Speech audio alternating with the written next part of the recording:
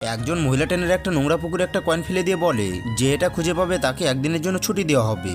যা শুনে নতুন সৈনিকরা সঙ্গে সঙ্গে পুকুরে ঝাঁপিয়ে পড়ে এবং সবাই কয়েনটা খুঁজতে শুরু করে। অনেক চেষ্টার পর এক সৈনিক কয়েনটা খুঁজে পায়। সে তখন গর্বের সাথে অন্যদের দেখাতে গিয়ে হঠাৎ শ্বাস নিতে না পেরে কয়েনটি হাত থেকে ফেলে দেয় এবং পুকুরের নোংরা জল তার মুখে ঢুকে যায়। তাই সহকর্মীরা তাড়াতাড়ি তাকে টেনে বার করে। কিন্তু বন্ধুরা এরপর কি হয় সেটা দেখার আগে তোমরা যদি তোমার মাকে একটু ভালোবেসে থাকো তাহলে ভিডিওটাতে একটা লাইক দিয়ে চ্যানেলটাকে সাবস্ক্রাইব করে দাও। এরপর আরেকজন সৈনিক সেই পড়ে যাওয়া কয়েনটা খুঁজে পায়। এটা দেখে প্রথম সৈনিকটার মন ভেঙে যায়। এরপর ট্রেনার ঘোষণা করে খাবার তখনই পাওয়া যাবে যখন তারা 300 মিটার লম্বা দড়ি পার করবে। কিন্তু এই দড়ি পার করা ছিল অত্যন্ত বিপজ্জনক। যখন সৈনিকরা অনেক চেষ্টা করে সেই দড়ি পার হয়ে তখন কুক তাদেরকে চামচ আর বাটি দিতে অস্বীকার করে এবং বলে তোমাদের টুপিতে খাবার নিয়ে খেতে হবে।